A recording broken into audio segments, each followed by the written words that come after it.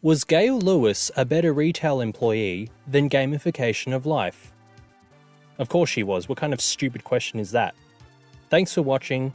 That is all. Oh, you're still here? Okay, fine. We'll go over the stats to prove the point. So recently, the world witnessed the retirement of the GOAT Walmart employee, Gale Lewis. The flood of highlight reels and appreciation posts came flooding in on social media, acknowledging the GOAT. But who was really the better retail employee? Gale Lewis or the underdog, low-key underappreciated superstar, Gamification of Life? In this video, we will go over some stats, highlight reels, and of course, we have to mention any monumental chokes from either employee that could leave blemishes on their reputations. So Gale Lewis retired after 10 years.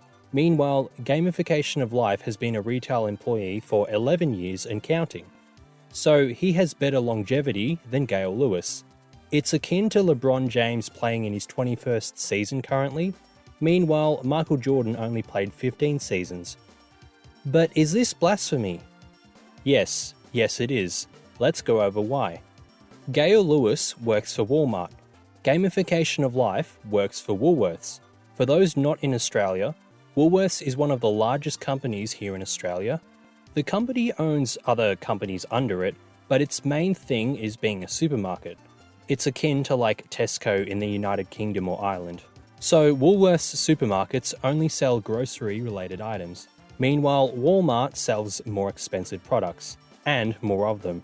So Gale Lewis had dominion and reign over a large array of items than Gamification of Life does. So her job is more stressful, hence her premature retirement. Gale has stopped countless PlayStations and TVs being scanned through as fruits, but Gamification of Life has never done that. Since Woolworths doesn't sell any PlayStations or TVs, it's because the company knows he can't handle the pressure of stopping those conniving shoplifters. But Walmart knows their stock is safe in the hands of Gale. The United States also has Black Fridays, which are monumental events for retail. Australia has no such thing. It's literally due to Gamification of Life not being able to handle the pressure of Black Friday sales at a supermarket. Black Friday only exists, and PlayStations and TVs are only sold in Walmart because Walmart knows Gale can run that shit like the Navy. While we're at it, Gale Lewis also carries a larger GDP per retail employee on her shoulders than Gamification of Life does. Maybe if he carried the same workload on his shoulders, they would be bigger too. Additionally, Gale only had one job, carrying the weight of a giant company each week. Meanwhile, Gamification of Life has another job. He works full-time in accounting. He only works weekends at the supermarket, so his attention is divided. And he's only there 2 days of the week out of the available 7, which shows his lack of ability to carry a company. He's ducking that smoke because he's a bitch. Gamification of Life fanboys and dick riders will be huffing that copium saying, "Oh well, he makes more from the full-time job and that's his career." But that's nonsense and cope. He only got the degree and that full-time job, so he has an excuse to avoid competing with Gale Lewis. Bro is so insecure with his ability to compete with Gale that he went $50,000 into debt and spent years slaving away over the study materials, so he thought he could have a valid reason not to perform. If you ask him why he ducked Gale Lewis his whole retail career, he will cope and say, "Oh well, that's not my ambition. My ambition revolves around becoming a CPA, amongst other things." He is studying his Certified Practicing Accountant studies, so he has to work full-time in accounting. He can't carry a retail store. Pfft. CPA, Certified Practicing Accountant, more like CPA, can't play against Gale Lewis. Got him. Exposed. So we've already embarrassed Gamification of fraud enough, but let's kick a man while he's down. We'll talk about the finances involved between the two. The market cap of Woolworths is 42 billion Aussie dollary-doos. Meanwhile, the market cap of Walmart is 415 billion US dollars, which are 50% stronger than Aussie dollary-doos. So this absolutely smokes Woolworths. And the returns over the lifespan of both companies clearly shows Walmart is a better move for investors. So, Gale Lewis is also carrying the pressure of investors and shareholders in an S&P 500 company. Meanwhile, Gamification of Life is only carrying the weight of an ASX 200 company, a much, much smaller company. People barely even know the ASX 200 exists, but everyone knows Wall Street exists. There's movies about Wall Street, there's no movies about going to Sydney to make money. But this is somewhat an unfair comparison. Walmart has been publicly traded longer than Woolworths. So let's compare the time horizon for the duration of these two employees working at the company. For Gamification of Life, his company returned 42% since his tenure began in mid to late April 2012. Pathetic! His stock trading portfolio returned more than that in this last month. Clearly he's lacking on carrying his publicly traded company. Meanwhile, GOAT Gale gave Walmart a return of 94%, more than double what Gamification of Life did. Bro is getting smoked by Gale here. Additionally, Gale is located in the United States. Meanwhile, Gamification of Life is located in Australia. The United States is the world's largest economy, and Australia is all the way down at 14th. So the retail store that Gale carries is a part of the largest economy, which is more economic pressure for her. Meanwhile, Gamification of Life has it a lot easier since his country is only the 14th largest economy, so his home crowd is less hostile. This boy is getting smoked here. So Gale gets another point here. Now let's talk about some notable choke jobs and meltdowns. Gale has never had a meltdown, a choke job, a controversial play, nothing. Squeaky clean career. Something even LeBron James wasn't able to achieve.